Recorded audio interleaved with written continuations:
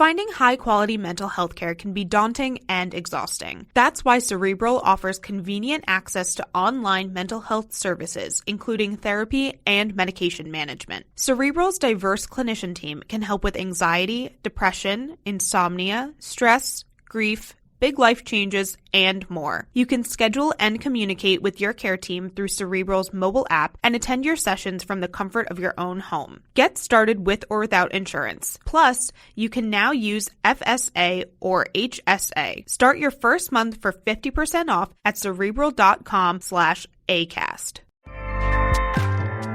ACAST powers the world's best podcasts. Here's a show that we recommend. Hey, I'm Kim Holderness. And I'm Ben Holderness. We host the Holderness Family Podcast every Tuesday. You may know us from the silly videos that we make online. Or a book about marriage called Everybody Fights. Or as winners of season 33 of The Amazing Race. Still can't believe that happened. Yeah. Listen, we do a lot of stuff, but our podcast is our most favorite thing. Yeah, because every week we get to sit down face to face, talk to each other about marriage, family, mental health, or just anything that we want to know more about. Sometimes we have expert interviews, sometimes it's just us, but our goal is to bring some joy and laughter into your life every week. Our other goal is that maybe you will learn something as well. Right. So search the Holderness Family Podcast and check out our most recent episodes. We have one about staying organized with creators of the home edit. And one about being diagnosed with ADHD as an adult. We hope you'll join us. ACAST helps creators launch, grow, and monetize their podcasts everywhere. Acast.com.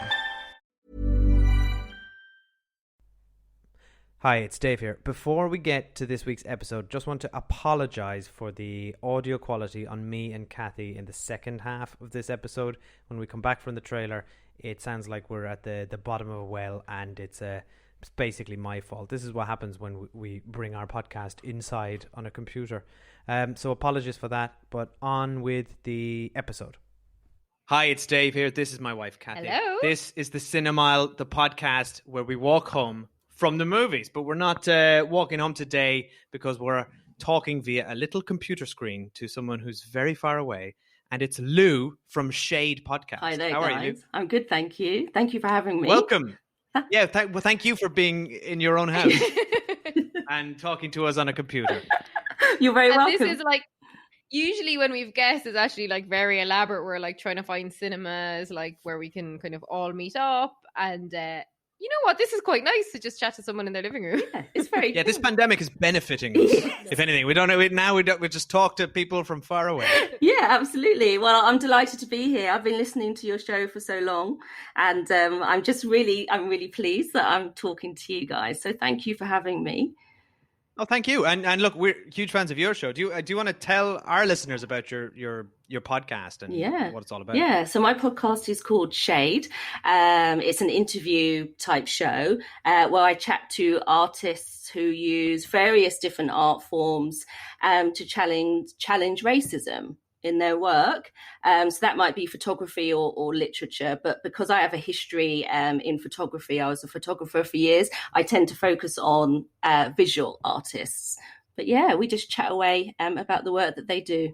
So Lou's podcast is relatively new. It only launched last year. And then a mutual friend of ours, Emer, put us in touch as mutual podcasters. And now Lou's podcast is like kicking off this year. You've done amazing. You've like completely grown it. Well done. Thank you so much. Thank you. Yeah, it's great. It's kind of strange when you don't really know what you're doing and people are saying, I kind of like listening to you rambling on, it's kind of a shock, but I'm delighted. Yeah. It's brilliant. Well, we love an independent podcast that has no budget and no planning whatsoever. Yours is more planning than ours. Lou actually has to do a lot of research for her guests and source them and be very informed for her interviews and like read books and watch a lot of art. So you do like a lot of work for what you're doing is awesome. Whereas we pick a film, then forget to read up anything about it, like in this instance. I don't know. I can't even tell you what this film is called. Is it called Rocks? It's called Rocks. And Lou, tell us why you suggested Rocks. I suggested Rocks because I think I've just been reading about it. I read a few interesting pieces that it was a film that was coming out from the director who directed the Suffragette movie. And so I hadn't seen that. And so I thought, okay, let me just see what her next film is. And also Also, I was just really interested that it was set in Hackney. So I lived in Hackney. My daughter was born in Hackney, so I know it really well.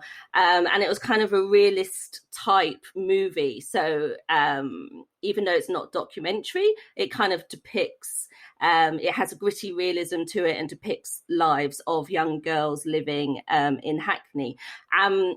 So I was just really interested because it's a film about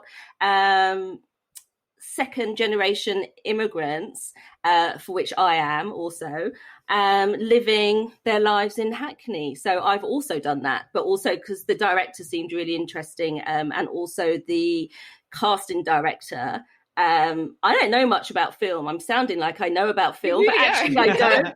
Actually, I do not know a lot about film. I do. You're only about still imagery. Yeah, but I do. I do enjoy watching films. But the casting director, I just saw who it was, and she had casted one of my favorite movies, which was American Honey, and I loved it because it was real people who weren't actors. Yeah. So I just thought this is going to be interesting for all of those reasons. So yeah, I'm quite pumped for this. I know. Film, I hope we recognize spots, and like I know a bit more about this movie than Dave, and like it's really heavily female behind the scenes, and it's about girlhood and experiences, as Lou said, of like, you know, girls from different cultures and different backgrounds, and it's getting incredible reviews. So like, you know, I'm so pumped. And you know what? Like our last movie we saw was Tenet, which is like, you know, the biggest cinematic release like this side of March. And in fair play to them, they're releasing this movie in the cinema as well, and like they're doing their bit. They wanted to make sure that it was a story that was seen in the cinemas, because it's really important for these stories to be in the cinema, and we're not just always watching, you know, blockbusters. And yeah, so super pumped. And so because we've never done a cinema quite like this before, we're now all going to go off and watch the movie separately. Yes, but not together. But this is socially distanced by several miles. Very socially distanced. Yeah, very, very, very careful. And then we'll all reconvene after the movie to chat about it. So, you know, of course, that's the exact premise of our film, a podcast. Yeah, this is what we're going to get in a pandemic. But it's brilliant, because otherwise, like, I love this. And Lou, we're excited to get all your insights on this movie when it's back. I'm expecting a lot on the cinematography now. No pressure. Yeah. Okay. Oh, don't worry about it. I'll do my best. And we're completely ignorant about cinematography, so that's fine. I didn't even know what movie we were watching. So any insight you have above that will be a good start. Yes. And the best news is this movie's 90 minutes long. Oh, yes. This is amazing. Yeah. That's good. Not enough time for a nap or anything. I know. No. Okay, so we'll chat later in about 90 minutes. Okay, awesome. See you soon, Lou. All right. I think you should tell someone about your mum. It's just you and Emmanuel. You wouldn't understand. What's the problem? Talk to me. I don't need you to worry for me. You're nothing, such a beautiful world. You have to leave now. Get out. Get out. 'Cause nothing can be loved into something. There's got to be a way to sort all this. You just can't keep going on by yourself. I've got £5. I have 20. Yeah, I see the queen. The queen's shining. Ross, man. What I work today? Welcome to the future. Wait, where's your ticket? Close your eyes. Think of everything that is happy. And stop thinking about all your worries. We're coming with you. I want chicken wings today. I'm actually sick of that. How are you guys wanting chicken like I'm so sick? Right, we are back. We've just watched Rocks. We're back with Lou. Hi, Lou. Hi. Hi, Dave. Hello. Sorry, I'm drinking tea. Number one fail. So, Lou, what do you think of the movie? I loved it. I absolutely loved it. And I'm quite critical when it comes to films. You know, I've watched a lot of films like we all have. And I have to say, this is the first film that I've seen in such a long time that I loved every element of it. And that's quite a rare treat. Yeah. I adored it, from everything from the storyline, the characters, the actors, the how it was filmed, just all of it. I just adored it. Do you want to actually? I just realised we should explain a little bit about what it's about. Do you want to try and give a very brief synopsis for our audience to try and tantalise them in? Okay. So the film is based around a central character called Rox. She's a British-Nigerian teenage girl. She has a younger brother, I think he's 7, called Emmanuel. And she comes home from school one day to find that her mum has left her a note and some cash. And the note says that she's going away for a while and she doesn't know when she's going to be back. So Rox is obviously shocked at this. But what was interesting to me was at the beginning, she seemed really resilient and just seemed to just get on with things and manage it very well. But soon the pressure starts to build and it becomes more and more difficult for her as the movie goes on. And what we see is how she deals with her different fears and worries. And the main fear is that social services will find out that they are living alone. But what it's about really is the power of friendship and girlhood and love.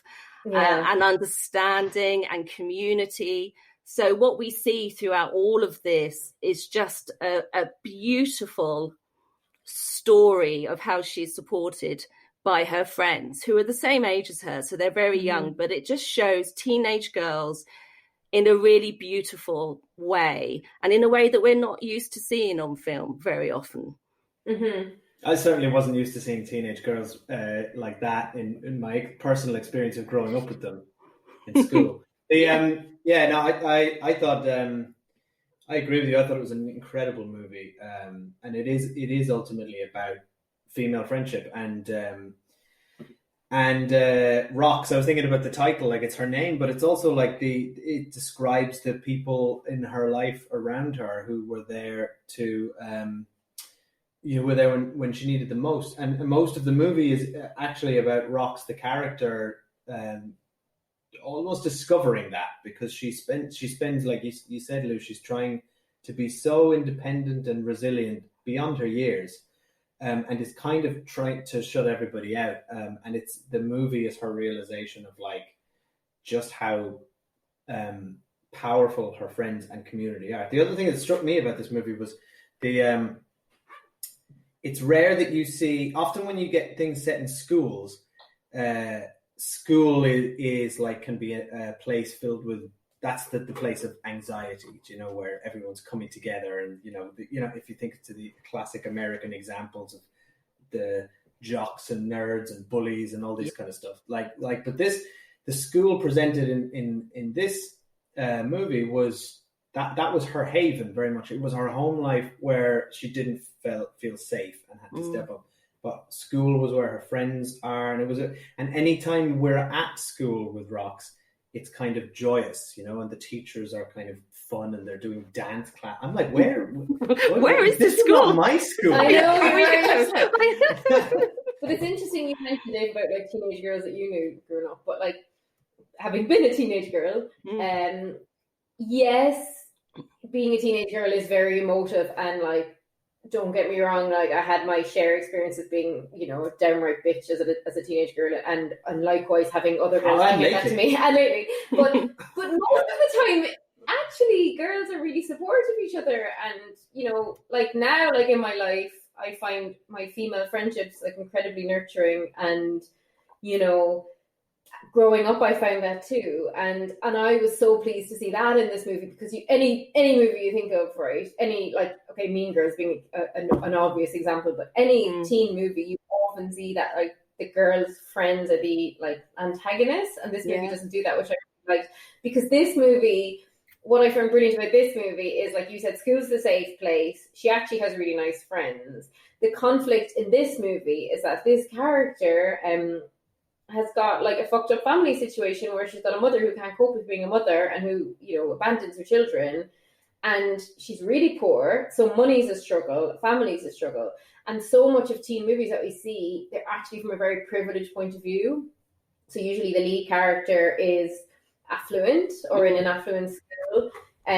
Or in the case of a movie like Lady Bird, okay, she's supposedly poor, but she's not really, and she's in a rich Catholic school and white and all these things. So to have this young girl who, like we mentioned, is like first generation, like Nigerian British girl. She lives in Hackney, which is a poorer area than what we generally see in these kind of movies. And like her friends are like of varying religions and colors. And what I loved is like varying body sizes, because usually it's so homogenous in movies, like how everyone looks. So it was just like a range of female friendship we don't normally see, female bodies we don't normally see, female skin tones we don't normally see in these movies. And on top of all that, it's like an absolutely brilliant movie. Yeah. So fun, wasn't it, Lou? It was like not, we were kind of worried it was going to be very heavy to watch, but it wasn't, despite the heavy subject. I was worried about that as well. And, when I was watching it, I was thinking, I've not seen a film shot in that way with that kind of family or situation that's been depicted so well since like the 90s. And I know that sounds like a big exaggeration, but it's like that Ken Loach kind of Mike Lee, but with real empathy and the observation of the lives that these characters lead was so spot on. You almost felt like it could be documentary because it was done so well. And it was just so slow and fluid, and the light was beautiful. And so it wasn't harrowing or disturbing. I shed a few tears, but usually I shed tears at the beautiful moments where her friends really came together. Because it was just depicted so beautifully. And also what was really interesting, it's very rare that you see a group of teenage girls in a movie where a boy is not like a central theme for any reason. It's just 100%. Like there were a couple of lads in it at one point, but they were just kind of inconsequential. It's like they were just kind of an annoying little kind of addition.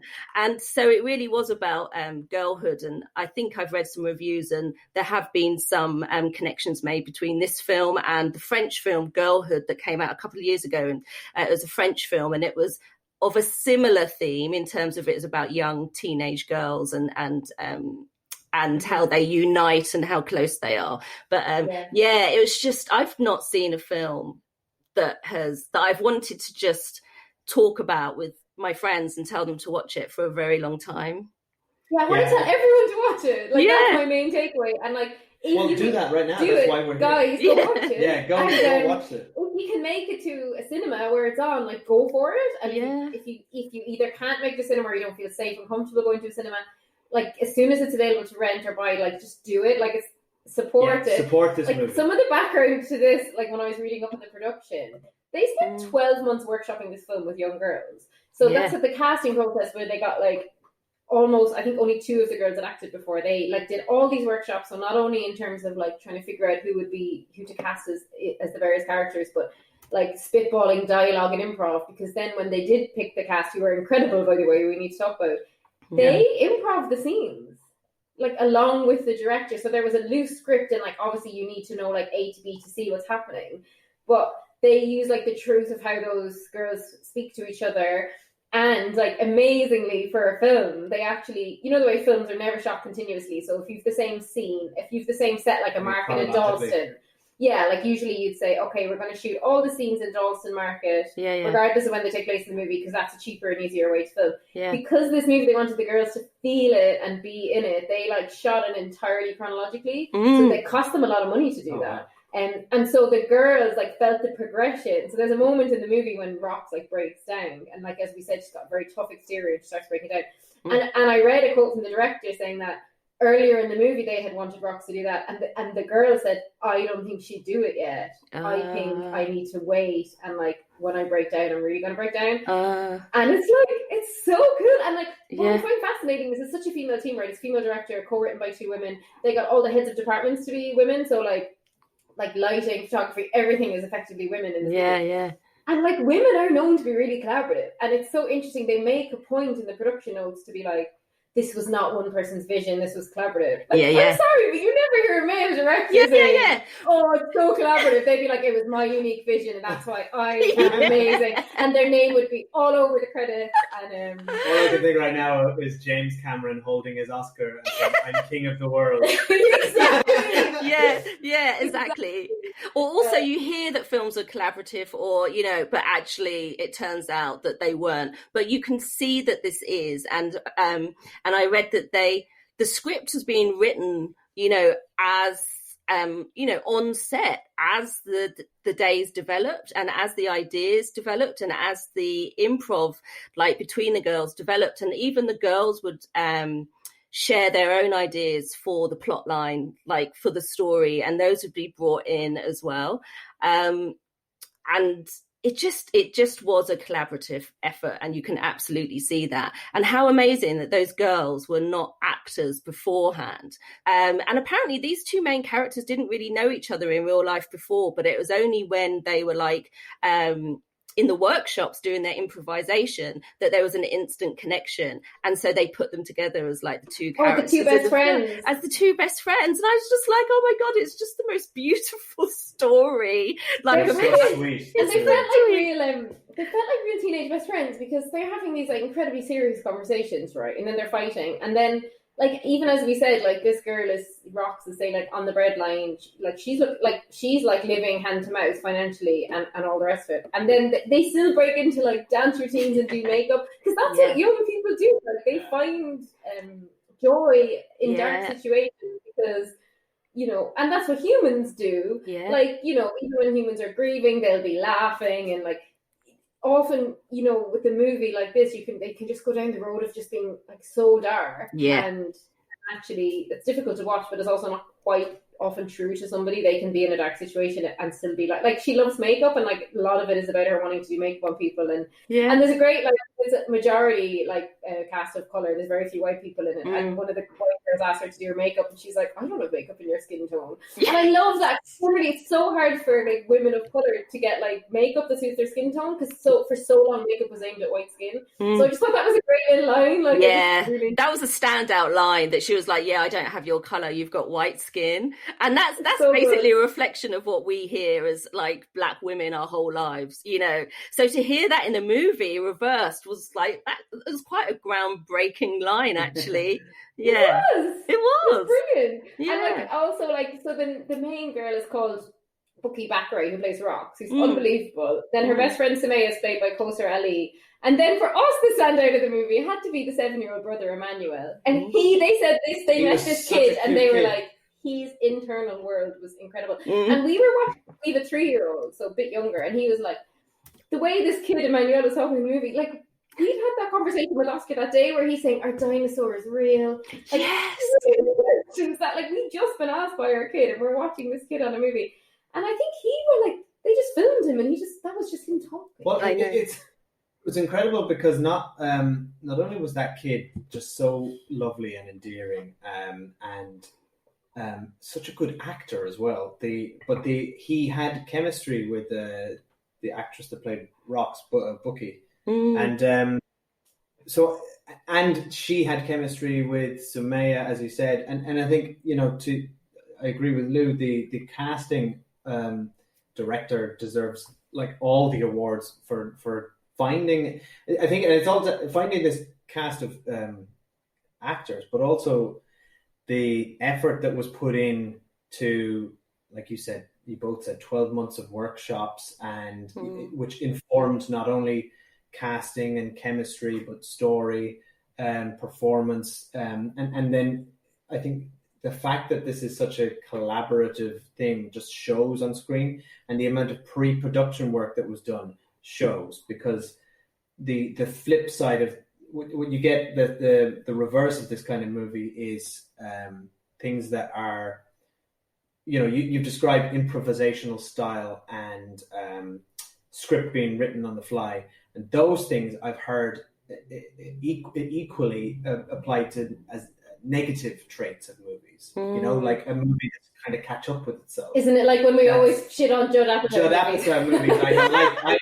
I don't like, like the style on the spot they're all improving, and it's just like, no, like they've not That's not this. This is But improv. That's true. The difference is they did a year before they even turned on the cameras, right? And that's why they do the homework and the groundwork, and every little bit of reality has been injected into this, to the point where, you said it earlier, this could have been a documentary. I felt like I was the fly on the wall on these people's lives, and they felt so incredibly real. Well, apparently they'd like multi-cameras on them, right? So they were picking up, because they'd be doing these hours and hours of the girls just riffing off each other, and that scene where they did the dance lesson would have been shot for hours, and they just pick up all the best bits. So it was almost like the girls had to go play, like when they're all on, like, and also they're always all shooting on their phones, and they quite cleverly brought that into the film, because that's what teenagers do. Like, it would be weird for them not to be on their phones. Yeah. I was telling my partner about it actually, and he was like, "Oh,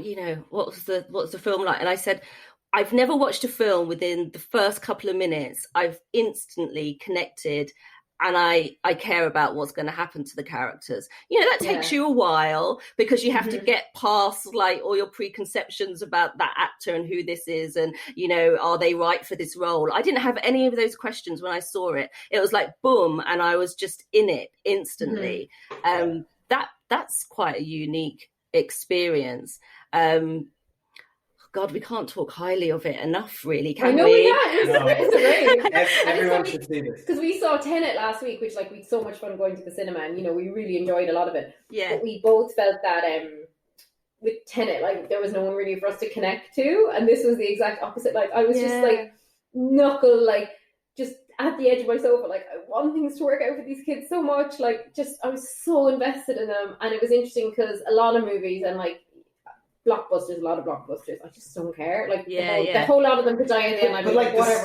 The stakes in this movie are bigger than any blockbuster I've experienced. Yeah. I felt, I was dread. I felt with the pit of my stomach, I felt dread for poor Rox and Emmanuel. All I want is for Rox and Emmanuel to be together. I know. And I even love that they again, in this kind of movie, they could have gone easily down the road of there's an abusive dad, or the mother is on drugs or whatever. And it's no. There's a very kind line in the script where someone says some women weren't meant to hold children or something like that. And it's the grandmother said so it's actually this woman, the mother, isn't, for whatever reason, is incapable of caring for the kids, but actually we see glimpses and videos of her being a loving mother too, and she's a layered character. You're right. It's very easy to steer into cliche and stereotype with these kind of things, and the movie dimensionalizes somebody without judging them, and while doing it all while they're absent, like the mother in the movie, really. There is a sense of you as an audience. You do get a little bit of sort of understanding or perspective, and the first person to defend the mother throughout the whole movie is Rox. Yes. Yeah. I wondered if it is. I wonder if that was bravado. It's I can't face acknowledging that my mum's left me, so I'm gonna just pretend that everything's cool. But from a critical perspective, all of my work that I do in my podcast is about critiquing racial stereotypes, right? And another thing that was interesting about this is that there were none of the stereotypes that made me feel uncomfortable. And that is also extremely rare. I was watching the film and thinking, could I put a white family in this position and see exactly the same happen to them? Yes. Could it play out exactly the same way? Yeah. Are they relying on racial stereotypes here? No. Are they bringing in all of these additional supporting stereotypes that filmmakers do use, there's drug use or there's an abusive father? No, there was none of that. And that is quite something, because that doesn't happen very often either. And this is a white director, so in order for her to do that and to work with the girls and really tell their story in their way, that's really something special. And she said, I talk to the girls about drug use and whether it affects their lives. They're teenage girls living in central London. And she said, they said, well, we're aware that it's about, but it doesn't affect our lives. It's not part of our daily existence. So what, it doesn't need to be in the film. We don't talk about it. We don't in our everyday lives as well. And just how wonderful is that? Because apparently when you work with big studios and you're telling these type of stories, they're just like, you've got to have this, you've got to have the gangster, you've got to have the drugs, you've got to have and there was none of that. And she said, because this wasn't part of the girls' lives, their real lives, so why would I force it in to the script? I actually quite related to them, because they were like, despite having grown up in Ireland, but like they were kind of just like a little band of geeks. I know. And like I felt like they're the girls I would have wanted to hang out with. I know. Weeds, but they're like really into their dancing and their makeup. And, I know. It actually made me want to be 15 again, and you don't often feel that, do you? Usually you watch American high school movies and you're like, I'd rather die than go to an American high school. When you watch those movies, and like I just know I'd be the one sitting at the table that someone like throws a milkshake on my face or whatever. Like, so it didn't feel like that here. But we're gonna have to go to Spoiler Street now, I think. Okay. But before we go to Spoiler Street, so again, we are telling everyone, go see it if you can and if you feel safe to do it, or just rent it or buy it or whatever you can do, because it's awesome. And it was delayed because of the pandemic. So it was out last year in a couple of film festivals and everyone loved it. And then it was supposed to be out this March or April. It got pushed out and now it's in cinemas September 18th. So yeah, it's so cool. Yeah. And now, fair warning, we're on Spoiler Street and we are giving spoilers for Rocks. I don't feel like there's too much to say about spoilers, but why don't we just talk about the end, because that's the main. Yeah, the end, because we were like, as we were watching, we were like, what do we want to happen? Because I'm not sure I want the mom to come back, because I actually don't think she's great for them. My dream scenario was that they got placed together in a really nice foster care. Their mom came back, and then kind of none of that happened, but it was still a happy ending. Well, the movie's being realistic, I think, within the confines of the, it gave us it did deliver a happy ending, but it didn't deliver a sort of a Hollywood ending either, right? This is probably how the reality does come crashing in, with the line where the social worker says, "I'm so sorry, we haven't been able to place you two together. We haven't been able to find the body." And I don't know the ins and outs of that, but that felt like something that is would be a sad reality. You can imagine if you were fostering kids, like we've talked that it's something we'd like to do when our kids are older. We probably have space for 2 kids. Yeah. And I've worked with social workers, like I did volunteering in social care for a while, and it's pretty unusual that kids do get placed together. But that was not the ending that we wanted. We wanted them to be placed together.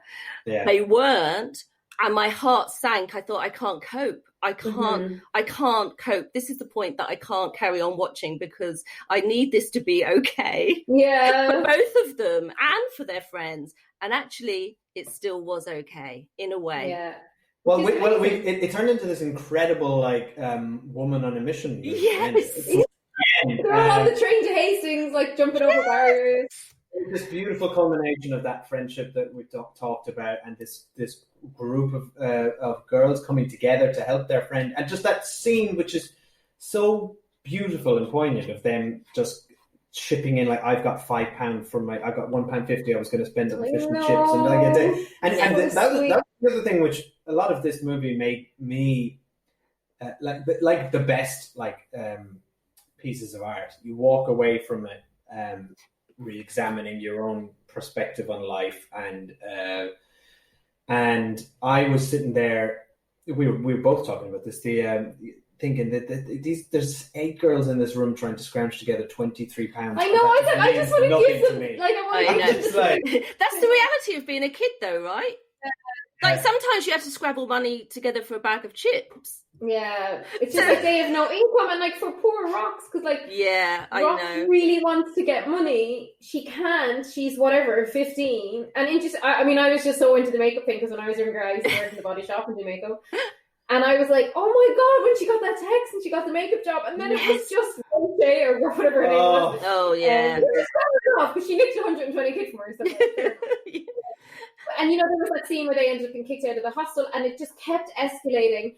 And I think, like, for me, Rox's arc was her finally learning that she needed to accept help because she can't be what her brother needs as much as she loves him.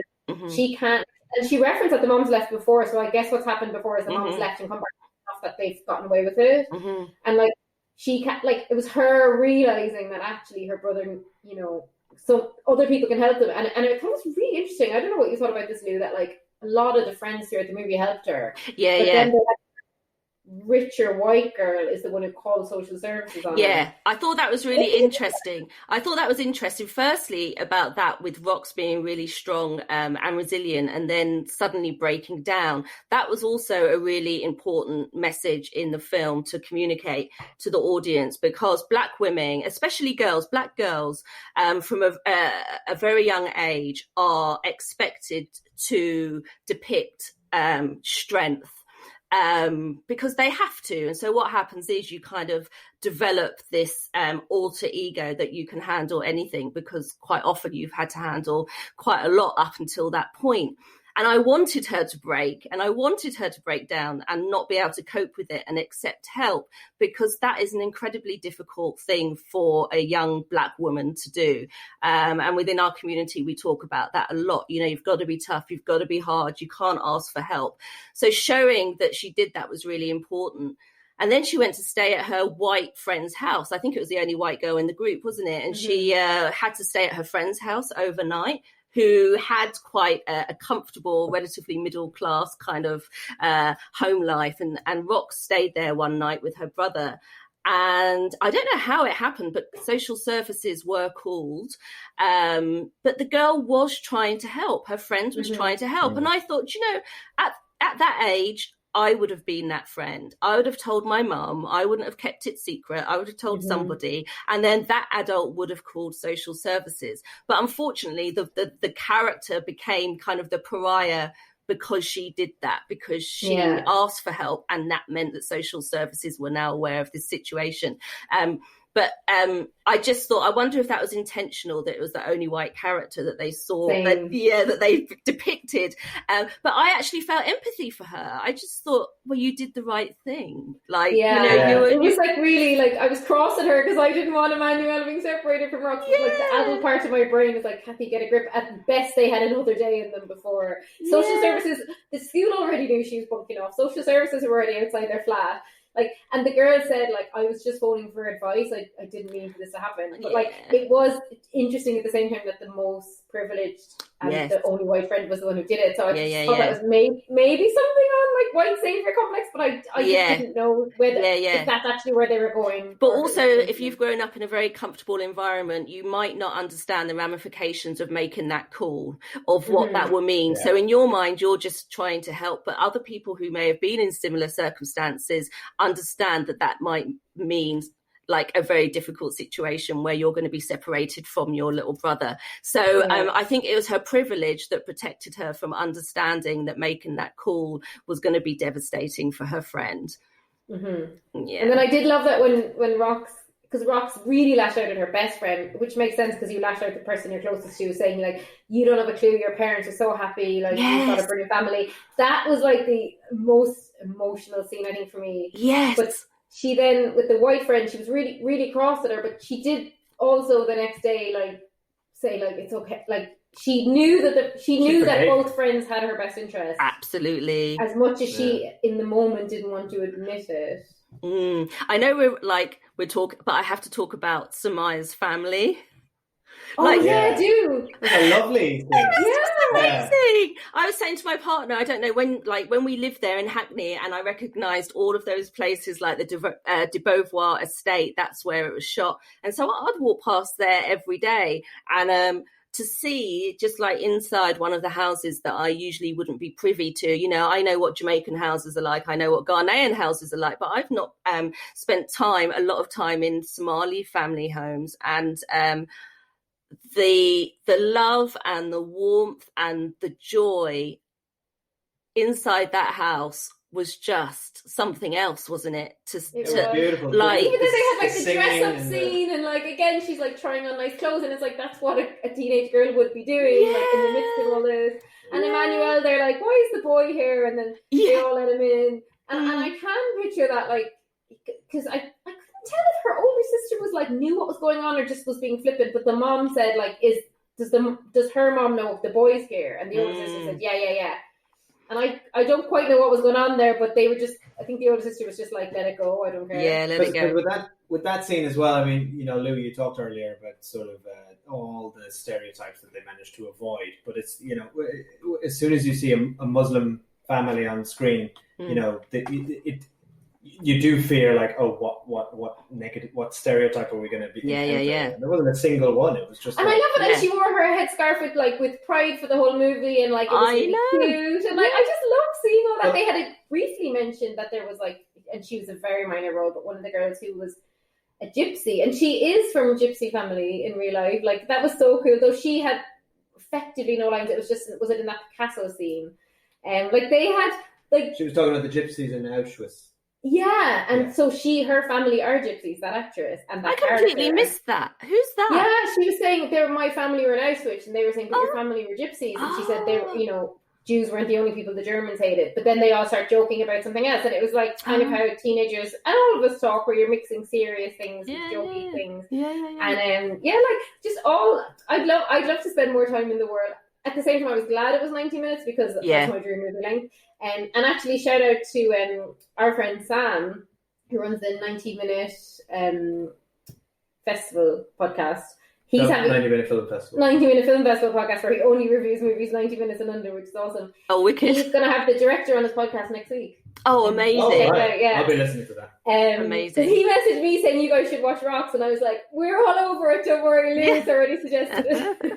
It did feel like, though, on the note of that scene, and you know, we talked about how diverse that group of girls were, but like the film felt like it was really celebrating the differences in a group of friends and in humanity, to the point where, you know, the one English white girl in it sort of is despairing at the fact at one stage she says, you know, I'm so boring, I hate being English, you know, like, you guys have such rich culture, like it was seen as something to be idealized almost. And it was also cool because like they picked all those girls based on their performances in the workshops and stuff. So the movie makers hadn't been like, right, we want one Nigerian girl, one Ghanaian girl, one Romanian gypsy, whatever they were talking about. They were like, so it's actually more true to life that you happen upon that kind of group of characters than if you try and maybe force it and pigeonhole it. Now I think they did they wanted the lead girl to be a black girl, and they wanted it to be a cast of colour, but beyond that there wasn't specific requirements, I think.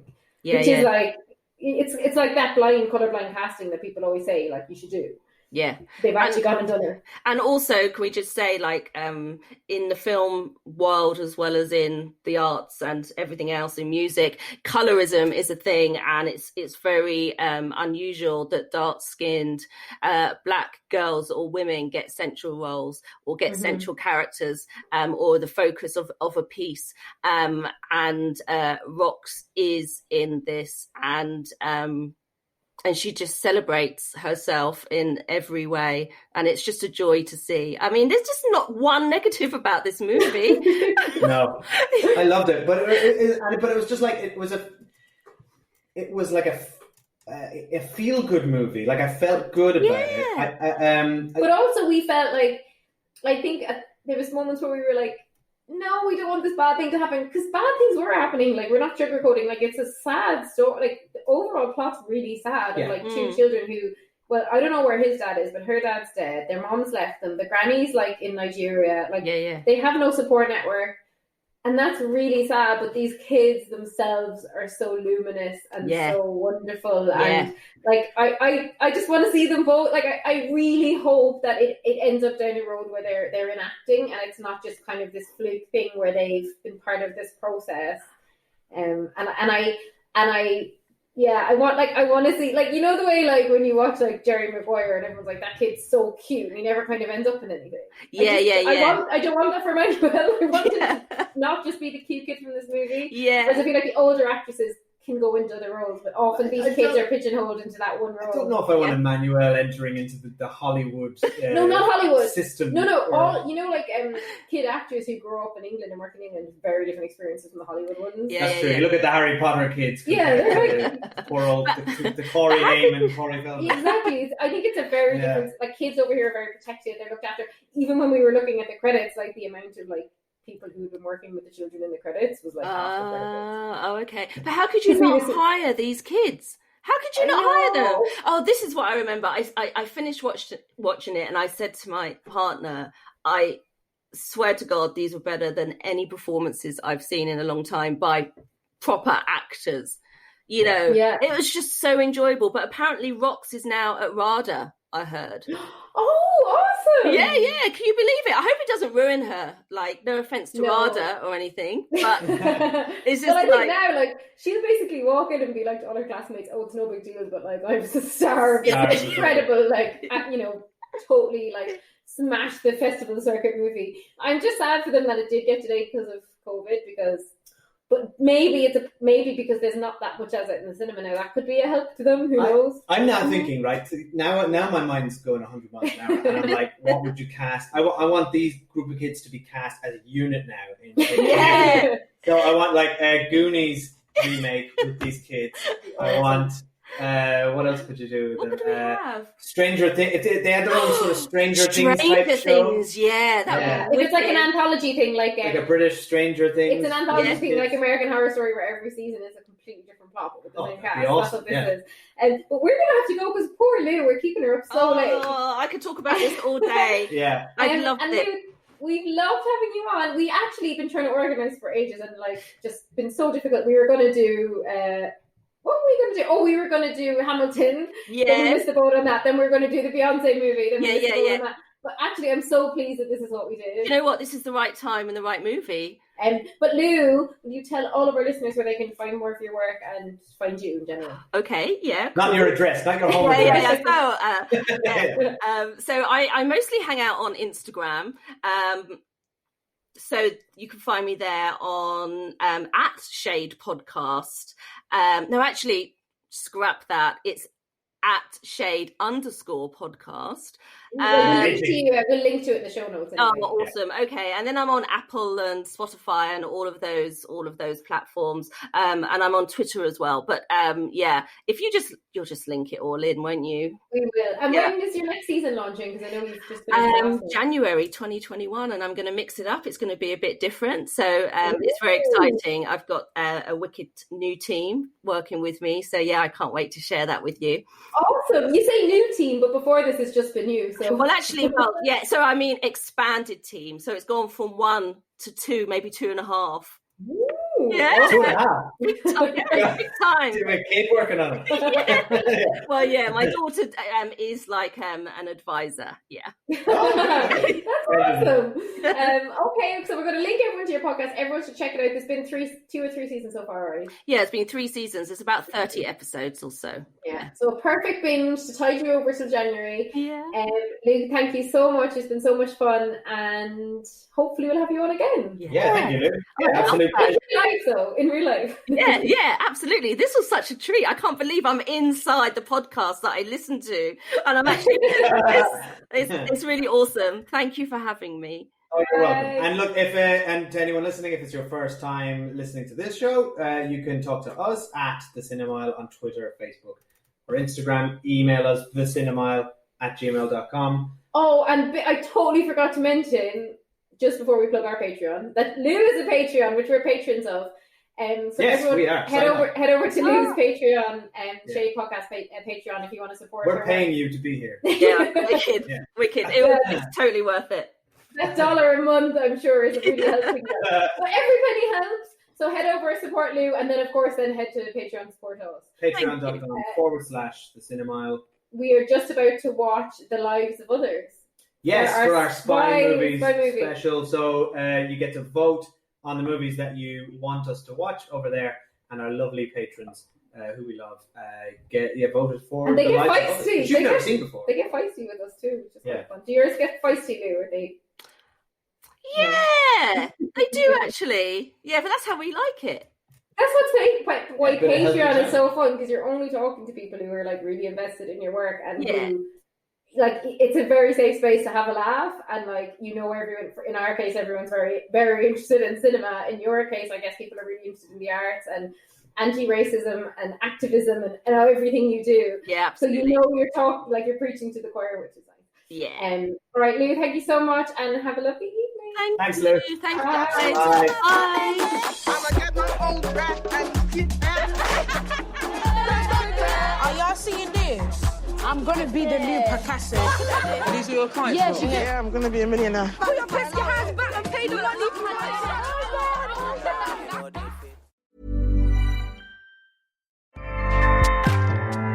Acast powers the world's best podcasts. Here's a show that we recommend.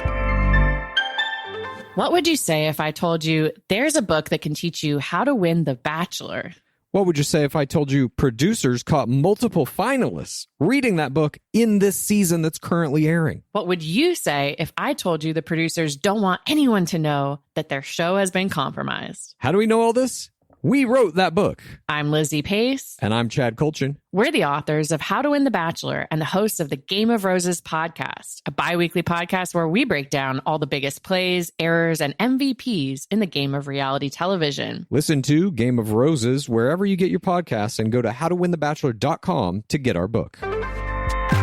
Acast helps creators launch, grow, and monetize their podcasts everywhere. Acast.com.